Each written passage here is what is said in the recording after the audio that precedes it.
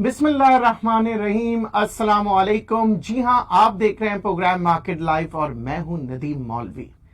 बातें तो बहुत करने को होती है, मगर हम बातें करते हैं, हम तज्जिया करते हैं, हम तबसरे करते हैं स्टॉक मार्केट पे और उन खबरों पे जिनका ताल्लुक स्टॉक मार्केट से होता है।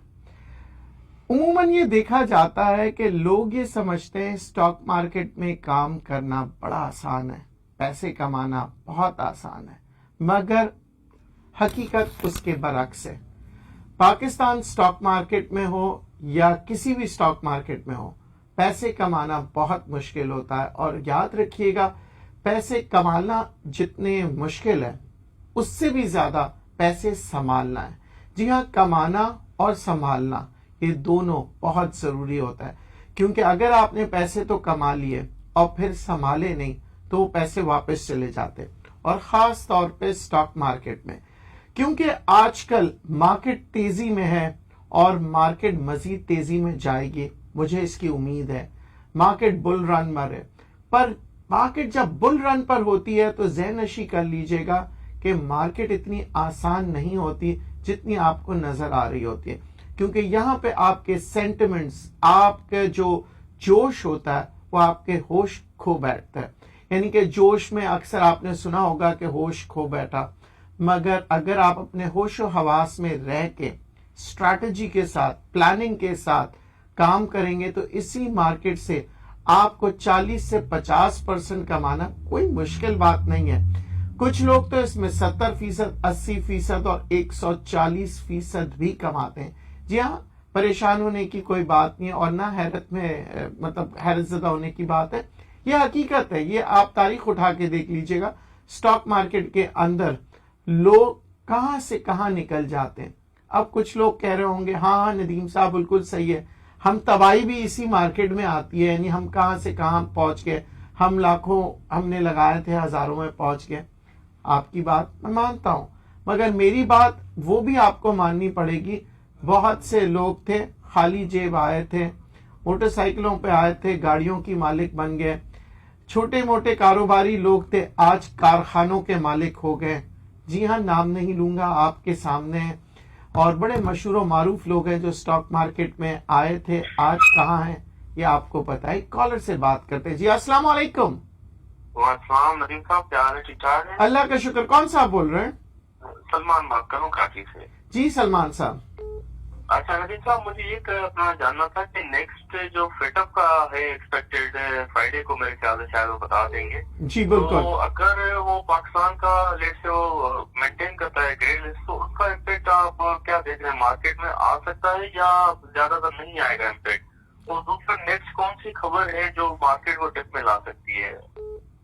ओके राइट, देखिए ये जो FATF की खबर है, कुछ मेरे ख्याल से पाकिस्तान के लिए ज्यादा खुशखबरी लेके आ सकती है। और अगर ये नेगेटिव आती है तो नेगेटिव की सूरत में इतना उसका बड़ा इम्पैक्ट नहीं आएगा, यानी कि अब उसकी औकात मेरे हिसाब से 1000 पॉइंट की रह गई है या 500 पॉइंट की, क्योंकि हर खबर की कोई ना कोई औकात होती है जिसका तायुन स्टॉक मार्केट वाले करते हैं। तो यहाँ FATF की अगर हम बात करेंगे, नेगेटिव न्यूज भी आई, यानी कि हम ग्रे लिस्ट में रह जाते हैं, तब भी 500 या 1000, उससे ज्यादा मैं नेगेटिव नहीं देख रहा। जी एक कॉलर से बात करते हैं। जी अस्सलाम वालेकुम। जी वालेकुम अस्सलाम नदीम साहब, क्या हाल है आपके? अल्लाह का शुक्र जी। सर, सबसे पहले तो आपका शुक्रिया अदा करना है कि बहुत बेहतरीन शो कर रहे हैं आप, जिसकी वजह से हमें काफी कुछ सीखने को मिल रहा है आपसे। बहुत शुक्रिया जी। जी, दूसरा मेरा ये सवाल था सर कि यूनिटी अभी हम देख रहे हैं 21 रुपए का आ गया है, आज 21 रुपए से उसकी ऑलमोस्ट क्लोजिंग है। जी तो क्या उसकी बाइंग करना इस वक्त मुनासिब है या वेट करें उसके कम आने का? और जी जिस तरह ये पॉइंट राइज हो रहे हैं आजकल 2-3 दिन से, तो वो मजीद अब ये राइज होंगे या फिर ये अब डाउनफॉल पे आएंगे तो दोबारा पहले की तरह? देखिए, तो मुझे प्लीज आप जवाब दे दीजिएगा। और एक के मैं बहुत छोटी इन्वेस्टमेंट है मेरे पास, अराउंड 3 लाख रुपए की, तो मुझे कोई शेयर ऐसे डे ट्रेडिंग के लिए भी सजेस्ट कर दीजिएगा। जरूर मैं आप लोगों को डे ट्रेडिंग भी बताऊंगा, पर इससे पहले जो मैंने आप लोगों को पोर्टफोलियो बताया था उस पर अगर आप लोगों ने अमल किया हो तो मेरे ख्याल से अभी तक मेरे अंदाजे के मुताबिक तकरीबन कुछ दिनों में ही आपने 5 से 7% अपनी इन्वेस्टमेंट पे आपको रिटर्न आ गया होगा, यानी कि कुछ दिनों की मैं बात कर रहा हूं, महीनों की नहीं। और दूसरी बात, डे ट्रेडिंग के पहले तरीका सीखना होगा। बहुत सी इसमें टेक्निक्स होते हैं, इतना आसान नहीं है। मजा जरूर आता है क्योंकि आप जब सुबह आते हैं बड़े वेल प्रिपेयर्ड आते हैं और शाम को पैसे या गवा के जाते हैं या कमा के जाते हैं।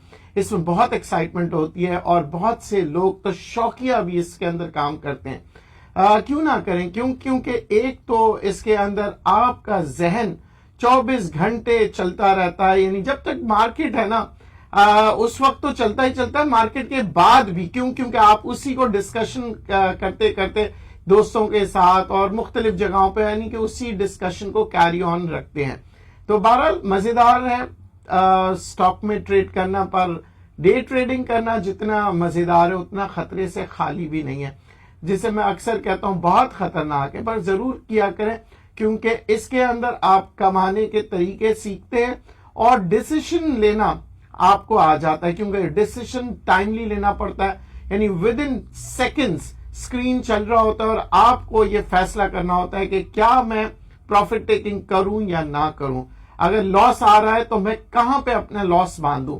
तो इनके मुख्तलिफ तरीके होते हैं, इंशाल्लाह आगे आने वाले दिनों में मैं प्रोग्राम में बताऊंगा। यूनिटी फूड्स की बात की थी, तो यूनिटी फूड्स के अंदर एक मोमेंटम चलेगा और उस मोमेंटम के हिसाब से आप देख रहे हैं काफी आगे भी बढ़ता है, फिर वापस आ जाता है। तो यहां पे मोहतात होकर काम करें, डे ट्रेडिंग जिस तरह करते हैं उसी तरह यूनिटी में काम किया करें, यानी कि फौरन प्रॉफिट टेकिंग करें और फिर निकल जाएं और इंतजार करें वापस नीचे आने का। अगर फर्ज करें वापस आपको ये शेयर नहीं मिलता, गम मत कीजिएगा, यूनिटी फूड के मुकाबले में बहुत से और शेयर्स हैं। एस्कोल ले ले, यूनिटी फूड ले ले, मुख्तलिफ और जो FFL ले ले, फौजी फूड ले ले, ये सारे जो है ना शेयर्स की कीमतें तकरीबन नजदीक है एक दूसरे के। पर यहाँ फौजी फूड की अगर मैं बात करूंगा, फौजी फूड में ग्रोथ है, उस सेक्टर में ग्रोथ है। जी हाँ, खाने पीने की अशिया आपको पता है, लोग जो हैं कहीं भी हो खरीदते रहते हैं और ये ऐसी कंपनियां होती हैं, अगर प्रॉपर मार्केटिंग की जाए, प्रॉपर इसको डेवलप किया जाए, तो ये वो सेक्टर है जो साल के 12 महीने कमाता है। जी हाँ, ये कोई फर्टिलाइजर सेक्टर नहीं है जो सीजन के हिसाब से चलता है, मगर आज तो फर्टिलाइजर सेक्टर ने भी कमाल कर दिया। खास तौर पे एंग्रो फर्टिलाइजर जिन लोगों ने लिया था उनको तो बहुत ही फायदा हुआ होगा। जी हाँ, कैश की सूरत में भी और कैपिटल गेन की सूरत में भी। और आप लोगों को याद होगा कई अर्सा पहले भी मैंने जब प्रोग्राम कर रहा था तो आप लोग कहते थे मुझे कोई शेयर बताया, तो मैंने एंग्रो फर्टिलाइजर भी आप लोगों को बताया था। मेरे तमाम प्रोग्राम्स को, अगर पिछले प्रोग्रामों को भी आप देखेंगे, आप लोगों को बहुत से ऐसे शेयर्स जो मैंने आपको बताया आज आपको नजर आएगा कि वो कहां पहुंच गए हैं। यानी कि जो मैंने प्रोग्राम के आगाज में कहा था जिनको काम आता है वो कहां से कहां पहुंच जाते हैं। तो यहां मैं अपनी बात को प्रूफ करने के लिए मैं ये कह रहा हूं कि जो मैंने आप लोगों से कहा था शेयर्स, आज वो शेयर सारे के सारे जिसे कहते हैं अपनी कामयाबी के उरूज पर है और पैसे कमा चुके होंगे वो लोग जिन्होंने इन्वेस्टमेंट किए। बहरहाल ये मंजिल, क्या मैं कहता हूं, ये पहली मंजिल है, ये मंजिल के आखिरी सफर नहीं है जो आप लोग मायूस हो रहे हैं। अभी कई मंजिलें हमने पार करनी है आपके साथ और कई दफा मैं आप लोगों को स्टॉक्स के बारे में बताऊंगा। हो सकता है कई दफा वो स्टॉक्स जो है वो ऊपर की तरफ चले जाए और ये भी हो सकता है कि कई दफा मेरी बात सही ना निकले।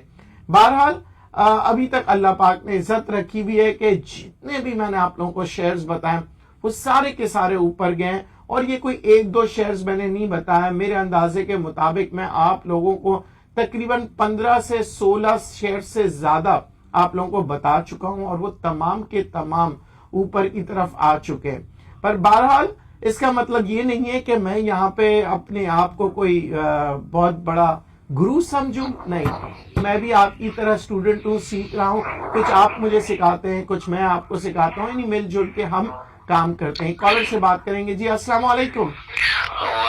नदीम भाई, हसीब बात कर रहा हूँ कराची से। कैसे हैं? अल्लाह का शुक्र जी हसीब साहब। मार्केट ने तो माशाल्लाह बहुत अच्छा परफॉर्म करी कुछ दिनों से। मुझे ये लग रहा है कि शायद कुछ गलत किस्म की खबरों का इतना इम्पैक्ट नहीं आ पा रहा है। जैसे कल भी कराची में एक ब्लास्ट हुआ था, मार्केट ऊपर गई। आज सुबह सुबह फिर एक इंसिडेंट हो गया था तो उसके बावजूद आज मार्केट ने जो है वो इतना बड़ा हाई बनाया। तो अब आप क्या देख रहे हैं कि आगे अगर कोई इस किस्म की खबरें आती हैं तो मार्केट उनका असर लेना छोड़ देगी? जैसे FATF का भी मेरा नहीं ख्याल कि इतना बड़ा कोई इम्पैक्ट आएगा मार्केट के ऊपर। आप ये कह रहे हैं कि मैक्सिमम 1000-1500 से ज्यादा जी माइनस मार्केट नहीं जा सकती FATF के रिपोर्ट के जी। ऊपर। तो उसकी वजह हसीब साहब देखें, हर चीज की एक वजह होती है। आज सुबह जो वाकया हुआ वो बेसिकली वो गैस की पाइपलाइन का जो मसले मसाइल थे, ये कोई तकरीबकारी नहीं था।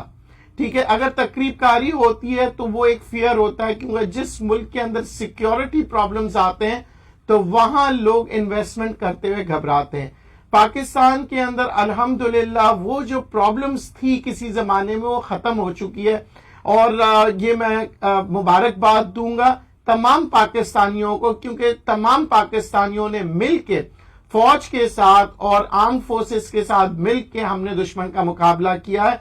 किसी एक शख्स को क्रेडिट देना ये मुनासिब नहीं होगा, क्योंकि हम इसी मुल्क में रहे, हम इसी शहर में रहे, कारोबार करते रहे। दुश्मन ने बड़ी कोशिश की थी कि हमें खौफजदा कर दे और हमें इस मुल्क से दूर कर दे, मगर जितने भी पाकिस्तानी थे वो इसी मुल्क में बैठे रहे, कारोबार करते रहे। और देखिए यही वजह है कि पाकिस्तान की कामयाबी है कि पाकिस्तान के लोग जब इकट्ठा हो जाते हैं तो उसे तोड़ने वाला कोई पैदा नहीं हुआ। मैं अक्सर कहता हूं नेवर अंडर एस्टिमेट अ पाकिस्तानी, यानी कि पाकिस्तानियों को अंडर एस्टिमेट ना करें। अच्छा, अब हम बात करेंगे स्टॉक मार्केट की। जी हां, आगे आने वाले वक्तों में FATF की आपने बात की थी कि अब लोगों को ये कोई मार्केट सरप्राइज नहीं दे रही है। स्टॉक मार्केट में सरप्राइज क्या होता है? वो खबर जो आप सोच भी नहीं रहे होते, वो खबर अगर आ जाए ना तो फिर मार्केट में बहुत तब्दीली आती है। यानी कि हो सकता है अल्लाह ना करे अगर कोई खबर आ जाए ब्लैक लिस्ट में चले गए तो फिर तो 5000 पॉइंट की भी मंदी आ सकती है। पर जब ग्रे लिस्ट में ही रहना है तो पाकिस्तानियों को पता है, पहले भी हम ग्रे लिस्ट में रह चुके हैं और ये प्रोसीजरल प्रॉब्लम्स आ रही हैं। इंडिया की लॉबी है, मगर हम इस लॉबी को तोड़ देंगे इंशाल्लाह। उम्मीद सारे पाकिस्तानी कर रहे हैं। कॉलर से बात करते हैं। जी अस्सलाम वालेकुम। वालेकुम नदीम साहब, सलमान बात कर रहा हूँ दोबारा से। क्या हाल है? ठीक है, अल्लाह का शुक्र। जी सलमान साहब। अच्छा नदीम साहब, मुझे एक चीज बता दीजिएगा, ये जो रिफाइनरी थी कल इनका रिजल्ट एक तो इतना कोई खास आया नहीं था, अच्छा नहीं आया था जी। उसके बाद भी रिफाइनरी ने कल भी अपर लॉक कर दिया, आज भी अपर लॉक कर दिया, और उसके साथ साथ जो जिनके रिजल्ट अच्छे आ रहे थे वो नेगेटिव मतलब टिप में चल रहे थे। तो ये बेसिकली मतलब किस तरह चल रहा है मामला? देखिए मैं आपको बताऊं, रिफाइनरीज के अंदर बहुत सी ऐसी खबरें हैं जिसकी कॉस्ट ऑफ प्रोडक्शन, जैसे मैंने ये बात की थी आप लोगों से, मैं सोचा कि आप लोग इस पे ऊपर गौर करेंगे कि रिफाइनरीज जो हैं ये कब कमाते हैं। ये उस वक्त कमाते हैं, देखें, जब आपको एक तो इनके पास रिजर्व्स में तेल पड़ा हुआ हो और सस्ती कीमत में पड़ा हुआ हो, तो फिर जब ये इसका बाय प्रोडक्ट्स निकालते हैं और फिर हुकूमत जो है अगर उसकी जो बाय प्रोडक्ट्स होते हैं जैसे पेट्रोल हो गया, डीजल हो गया, इसकी जो है अगर रेट्स जो है ऊपर की तरफ आती है तो रिफाइनरीज को फायदा होता है। दूसरी जानिब अगर आप देखें, ये जो कॉस्ट ऑफ प्रोडक्शन के साथ साथ होता है कि इनकी डिमांड एंड सप्लाई, जब किसी भी मुल्क में तरक्की हो रही होती है, मईशत बेहतर हो रही होती है, तो उसकी इंडस्ट्री यानी कारखाने जो है वो ज्यादा चलने लगते हैं। और जब कारखाने चलते हैं इसका मतलब है कि जी उनको तेल की जरूरत होती है, तो यहां भी प्रोडक्शन जो है आपकी बढ़ जाती है, इसकी यूटिलाइजेशन बढ़ जाती है। कॉस्ट ऑफ प्रोडक्शन मैंने आपको बताया इंटरनेशनल मार्केट के साथ साथ चल रहा होता है, यानी कि अगर जो कैलकुलेशन बैलेंस शीट पे आप देख रहे होते हैं कि कॉस्ट ऑफ प्रोडक्शन पहले कुछ ज्यादा अगर हो रही थी, प्रोडक्शन कम था, सप्लाई कम थी, तो एक जगह पे वो रिफाइनरी के जो प्रोडक्ट्स होते थे वो रह जाते थे, बिकते नहीं थे, और फिर गवर्नमेंट के प्रेशर्स की वजह से उसकी जो वैल्यू होती थी बाज वक्त अंडर द वैल्यू भी प्राइस में आप देखते हैं कि कीमतों को हुकूमत ने कंट्रोल किया है, क्योंकि बाज वक्त सियासी वजूहात की वजह से अगर इंटरनेशनल ऑयल मार्केट बहुत तेजी में भी जा रहा होता ऊपर तो हुकूमत जो है उसकी जो है कीमतें नहीं बढ़ाती, पर उमूमन कीमतें बढ़ा देती है। पर आजकल आपने देखा होगा पिछले कई अरसे से काफी चीजों में वैसी टेंशन है, इन्फ्लेशन की बातें हो रही है, महंगाई की बातें हो रही है, और हुकूमत अपनी पूरी कोशिशों में है कि इन सब बातों को बाकायदा उसके ऐसे कोई असरात ना आए आवाम पे और ना हुकूमत पे, तो वो उन बातों के ऊपर बाकायदगी से जिसे कहते हैं ना, गौर व फिक्र कर रहे होते हैं। तो ये सारी एस्पेक्ट्स होते हैं। रिफाइनरीज का हमेशा याद रखिएगा, इंटरनेशनली जो है ना उससे बड़ा इम्पैक्ट करता है। अच्छा, अब अगर हम बात कर रहे होते हैं कि जी हमारे जो पाकिस्तानी रुपए की कदर में इजाफा क्यों हो रहा है, और बहुत से लोग ये परेशान हैं कि जी ये जो हमारे जो ट्रेड डेफिसिट्स के नंबर थे वो कैसे खत्म हो रहे हैं। तो इसकी भी मैं एक तौर पे अपनी रिसर्च के मुताबिक मैं आपको बता दूं, 5 साल के अंदर पाकिस्तान के अंदर 90 डिस्कवरीज हुई हैं। डिस्कवरीज का मतलब यह है कि पाकिस्तान को तेल के और गैस के जखीरे मिले हैं 90। जी हां, 5 सालों के अंदर। आप इसकी रिसर्च कीजिएगा, आपको ये स्टैटिस्टिक मिल जाएंगे। 90 डिस्कवरीज का मतलब यह है कि हमारे जो जखीरे हैं जो तेल के और गैस के, वो पहले से बेहतर हुए रहे 5 सालों के अंदर। तो अगर हम 5 सालों में उसमें बेहतरी की तरफ आ रहे हैं तो इसका मतलब क्या है कि हमारा इंपोर्ट बिल खास तौर पे जो ऑयल के अंदर जो था वो कम होगा। जब कम होगा तो फिर उसके बाद हमारे पास यहां पे पैसे जो है वो सरप्लस होना शुरू हो जाएंगे। फिर कुछ लोगों ने कहा जी एक्सपोर्ट कैसे, कोविड-19 में तो कोई एक्सपोर्ट नहीं हो रहा। उसको भी मैं वाजे कर दूं, यहां जो टेक्सटाइल के अंदर जो आप फिगर्स देख रहे हैं उसके अंदर bedsheets, towels, hand gloves, mask, ऐसे जो स्टिच्ड आइटम्स थे जो कि यूरोप में डिमांड डबल हो गई थी। जी हां, इसकी वजह यह है कि ये दोबारा से रीयूज में यूरोप में नहीं कर रहे थे कोविड-19 की वजह से, और इनकी डिमांड्स आ जाती थी। यानी कि जो बेडशीट्स वो लोग यूज करते थे उसे डिस्ट्रॉय कर देते हैं। और आम तौर पे देखा यही गया कि जितने भी कोविड-19 के केसेस में जो जो प्रोडक्ट्स उनके पास थे वो उनको बिल्कुल तबाह बर्बाद कर देते थे, यानी कि कोई नामो निशान नहीं रखते थे और नए प्रोडक्ट्स लगाते थे। यानी बेडशीट्स में आपने देखा होगा इजाफा हुआ, और पाकिस्तान यहां पे एक्सपोर्ट कंट्री था तो यहां पे इधर काफी फायदा हुआ। फिर आप ये देखते हैं कि एक्सपोर्ट्स के अंदर आपका तकरीबन 1% से भी ऊपर इसमें इंक्रीज हुआ, खास तौर पे इन आइटम्स में जहां पे मैं आपसे कह रहा हूं।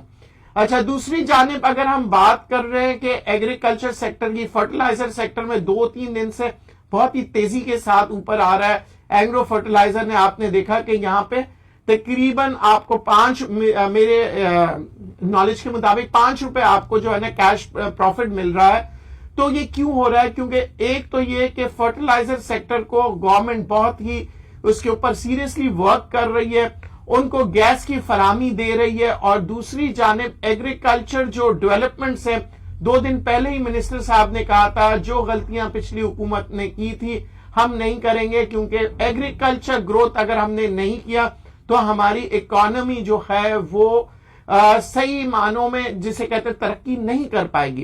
तो यहां पे बहुत से पैकेजेस दिए गए एग्रीकल्चर सेक्टर को, सब्सिडीज दिया जा रहा है, और गैस की फरामी जो सबसे इंपॉर्टेंट है वो उसका बंदोबस्त कर चुकी है हुकूमत। और इस दफा जो है फर्टिलाइजर सेक्टर को गैस की फरामी की कोई शॉर्टेज नजर नहीं आएगी, यानी प्रोडक्शन भी ज्यादा होगा। दूसरी बात, एग्रीकल्चर ग्रोथ भी वो कह रहे हैं कि उसको डेवलप करेंगे, मुख्तलिफ मैकेनिज्म्स उसके साथ वर्कआउट कर रहे हैं। तो इस सेक्टर में देखें एग्रीकल्चर ग्रोथ है। बैंकिंग के आप लोग फाइनेंशियल रिजल्ट्स देख चुके हैं, तमाम बैंकों के रिजल्ट्स बहुत अच्छे आ रहे हैं। कहीं पे आपको बोनसेस मिल रहा है, कहीं पे डिविडेंड मिल रहा है, और जहां पे नहीं भी मिल रहा है तो आप देखिए उनके अर्निंग्स के अंदर जो है ना काफी इंप्रूवमेंट आई है। तो बैंक्स भी यहां से लोग इन्वेस्टमेंट बैंक्स की तरफ कर रहे हैं। अच्छा, बैंक्स के आप देख रहे हैं तो आगे आने वाले दिनों में मजीद और बैंक्स तरक्की करेंगी, क्योंकि बैंकिंग प्रोडक्ट्स को बढ़ा रहे हैं। रोजाना स्टेट बैंक के साथ मिलकर नए मैकेनिज्म्स आ रहे हैं। बात हम कर रहे थे बैंकिंग की, तो बैंकिंग जो है वो बहुत सी इंडस्ट्रीज से रिलेट करती है। ऑटोमोबाइल सेक्टर बगैर बैंकिंग के तरक्की नहीं कर सकता, क्योंकि ऑटोमोबाइल के अंदर जो प्राइस है वो इतनी ऊंची हो गई है गाड़ियों की कि बगैर बैंक के सपोर्ट के आम आदमी गाड़ी नहीं खरीद सकता। पर बैंकिंग सिस्टम इसको भी सपोर्ट कर रहा है, और आप देख रहे हैं आज भी ऑटोमोबाइल सेक्टर के अंदर मूवमेंट आई। एक कॉलर से बात करते हैं जी। अस्सलाम वालेकुम। वालेकुम सलाम। नदीम साहब क्या हाल चाल है? अल्लाह का शुक्र। कौन साहब? हुसैन मेमन फ्रॉम कराची। जी हुसैन मेमन साहब। सर ये जो PIBL है सर, जी बैंक है ना कोई सर, PIBTL की बात कर रहे हैं आप, तो वो तो टर्मिनल है। सर इसको कहाँ देख रहे हैं? वो कल की मार्केट का थोड़ा गाइड कर दीजिएगा, क्योंकि आखिरी में प्रेशर थोड़ा आया था ना, लास्ट कुछ आधे घंटे के अंदर प्रेशर थोड़ा था सेलिंग का ना, तो थोड़ा बता दीजिएगा कि कल की क्या मार्केट रहेगी ना।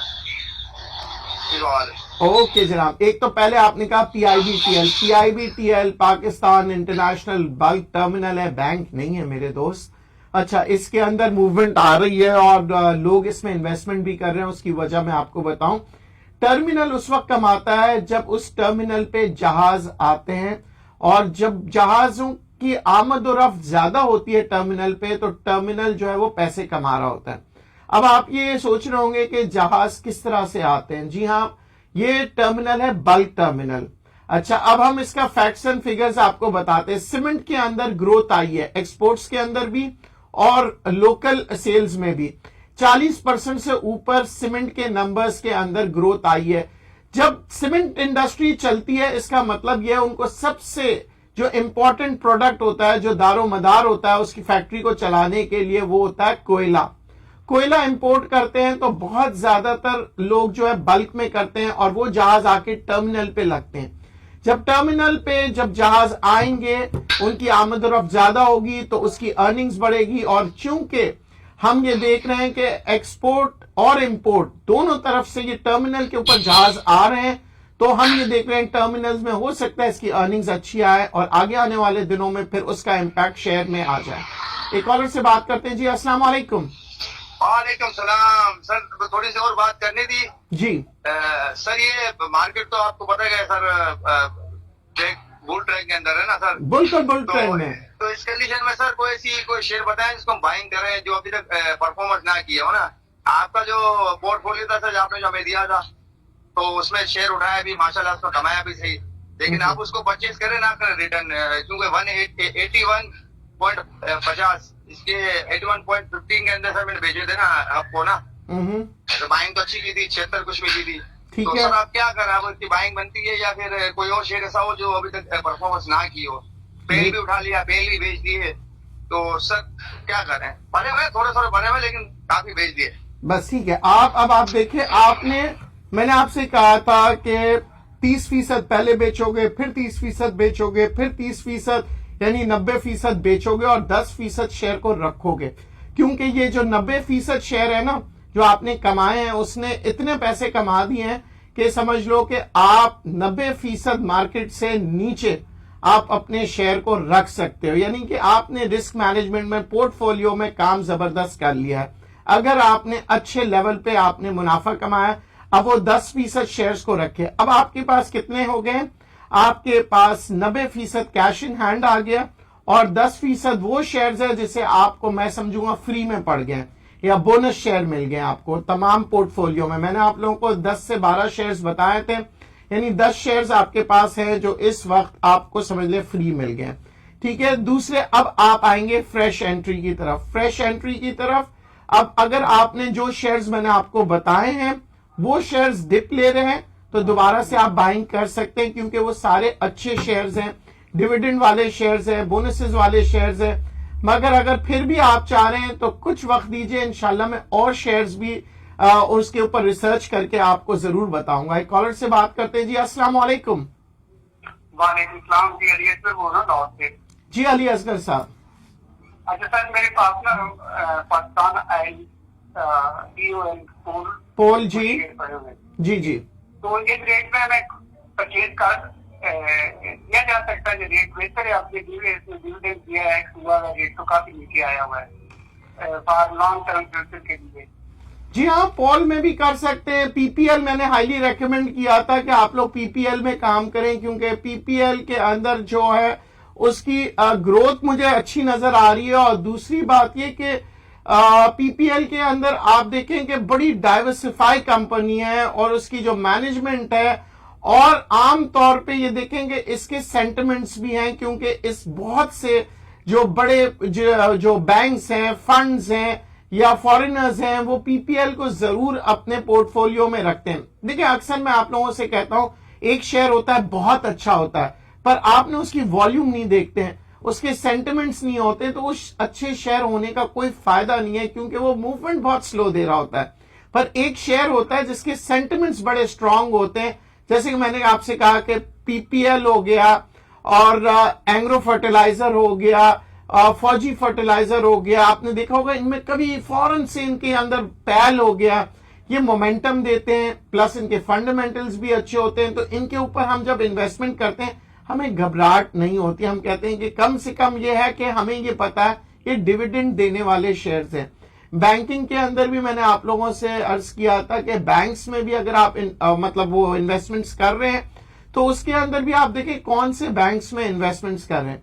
अच्छा, कुछ लोग मुझे ये कहते हैं कि जी बैंकिंग सेक्टर को हम पसंद नहीं करते हैं, आप कुछ और सेक्टर बताएं। नो प्रॉब्लम, इसमें कोई हर्ज नहीं है, क्योंकि मैं सबके जज्बात की कदर करता हूं। मैं समझता हूं जरूरी नहीं है कि इसके ऊपर मैं आपसे बहस करूं कि आप बैंकिंग सेक्टर में करें या ना करें। दूसरे सेक्टर में भी आप कर सकते हैं, फर्टिलाइजर में भी कर सकते हैं, टेक्सटाइल में भी कर सकते हैं। आपने देखा है कि इस दफा ओवर द ब्रोड सब चलने शुरू हो गए, क्योंकि जब मार्केट बुल रन पे आती है तमाम सेक्टर चलते हैं, सीमेंट भी चलता है। हाँ, मैंने एक बात आप लोगों से कही थी कि स्टील सेक्टर में हमेशा मोहतात रह के काम कीजिएगा। स्टील सेक्टर के ऊपर मैं अगेन कहूंगा कि कुछ भी अगर खबरें ऐसी आ जाती है कि या तो चाइना जो है अगर ज्यादातर उन्होंने अगर इंपोर्ट यानी पाकिस्तान में अपना माल बेचना शुरू कर दिया, या दूसरे अल्फाजों में मैं कहूंगा डंप करना शुरू कर दिया, क्योंकि चाइना के पास स्टील बेतहाशा है और जिस कीमत पर है आपको अंदाजा ही नहीं है, यानी कि पाकिस्तानी स्टील वाले जो है उसका कंपीट नहीं कर सकेंगे। तो इस वजह से मैं हमेशा अच्छी खबर के साथ साथ बुरी खबरों पे भी नजर रखता हूं। अच्छा, दूसरी जानिब अगर पाकिस्तानी स्टील मिल जो है वो चाइना खरीद लेती है तब भी, क्योंकि तब चाइना जो है इसी स्टील मिल को इतनी बेहतरीन तरीके से चलाएगी कि आपकी कॉस्ट ऑफ प्रोडक्शन जो है वो बहुत नीचे हो जाएगी। और पाकिस्तान स्टील मिल जो बना हुआ है बेसिकली वो बेहतरीन मिल बनी हुई है, उसके अंदर से जो प्रोडक्शन होगी आप याद रखिएगा कि दूसरी कोई कंपनी उसे कंपीट नहीं कर पाएगी। सिर्फ यह है कि उसको चलाने वाला सही होना चाहिए। और सुनने में यह आ रहा है कि चीन अपनी पूरी इंटरेस्ट है उनका कि पाकिस्तान स्टील मिल ले ले। अगर ये बात सच निकली तो पाकिस्तान में इंपोर्ट करने की जरूरत नहीं होगी, यही पाकिस्तान में बैठ के स्टील मिल में इतने सस्ते आपके पास स्टील प्रोडक्ट्स निकलेंगे कि आपको हैरत हो जाएगी इसके अंदर। तो खास तौर पे ध्यान में रखिएगा, स्टील में थोड़ा सा ख्याल रखिए। सीमेंट इंडस्ट्री मजीद और बढ़ेगा, कंस्ट्रक्शन इंडस्ट्री में बेतहाशा पैसे आएंगे, और ये मैं कई दिनों से महीनों से आप लोगों को कह रहा हूं, और अब तो फिगर्स आना शुरू हो गए। अब तो आप लोगों के पास मुख्तलिफ स्टैटिस्टिक उठा के देख लें, रिपोर्टें उठा के देख लें, कंस्ट्रक्शन कंपनियां बढ़ गई हैं, उनके अंदर इन्वेस्टमेंट्स जो है वो बढ़ते चले जा रहे हैं, प्रोजेक्ट्स मुख्तलिफ जगहों पे बेहतरीन प्रोजेक्ट्स जो है वो अनाउंस हो रहे हैं, और साथ साथ बैंकिंग सेक्टर जो है उनको पूरा सपोर्ट दे रही है। तो एक जगह पे तो यहां पे जिन लोगों के पास पैसे थे और वो इस्तेमाल नहीं कर सकते थे, क्योंकि बहुत से पैसे जो होते हैं इंसानों बहुत से लोगों के पास पड़े रहते हैं, बहुत से लोगों के पास पड़े होते हैं मगर उसको इस्तेमाल नहीं कर पाते, क्योंकि ये ब्लैक एंड व्हाइट मनी का चक्कर होता है। और इमरान खान साहब की जो पॉलिसी है कि आप अब पैसा सरमायाकारी करें कंस्ट्रक्शन इंडस्ट्री में, हम आपसे नहीं पूछेंगे आप पैसे कहां से लाएं, और ये 31 दिसंबर तक डेडलाइन है। तो मैं समझता हूं इस इंसेंटिव को बहुत से लोग अवेल करेंगे, सिर्फ पाकिस्तान में ही नहीं बल्कि ओवरसीज पाकिस्तानी भी अवेल करेंगे और फॉरेनर्स भी करेंगे, क्योंकि फॉरेनर्स के पास भी बहुत पैसा है जो वो अकाउंट्स में नहीं दिखा सकते हैं। जी हां, बहुत से मुल्कों का पैसा पाकिस्तान में आना शुरू हो जाएगा, यहां से आपके रिजर्व्स के नंबर बढ़ जाएंगे। और जैसे कि मैंने आपसे कहा है, इन तमाम पॉलिसीज को मद्देनजर रखते हुए 45,000 या 50,000 की मार्केट नामुमकिन नहीं होगी। चलिए, इस उम्मीद के साथ कि आगे आने वाले दिन भी आप पॉजिटिव देखेंगे मार्केट को, मैं भी यही उम्मीद करता हूं। मगर फिर भी अक्सर आपसे कहता हूं, स्टॉक मार्केट के अंदर प्रॉफिट के साथ साथ रिस्क मैनेजमेंट को मत भूला करें। हर चीज प्लानिंग के साथ करें, स्ट्रैटेजी के साथ करें, because without planning, without strategy आप मार्केट में पैसे नहीं कमा सकते। तो आज के लिए इजाजत दीजिए, दुआओं के साथ रुखसत कीजिएगा, और मेरी रिक्वेस्ट यही है कि मेरे प्रोग्राम को ज्यादा से ज्यादा शेयर किया करें ताकि दूसरे लोग भी फायदा उठाएं और मैं आपके लिए कोशिश करूंगा रोजाना बेहतर से बेहतर प्रोग्राम कर सकूं, और मेरी यही एक जिसे कहते हैं ना हमेशा से दुआ रहती है कि अल्लाह पाक पाकिस्तान में नहीं बल्कि तमाम दुनिया से गुर्बत दूर करें। आमीन। अल्लाह हाफिज।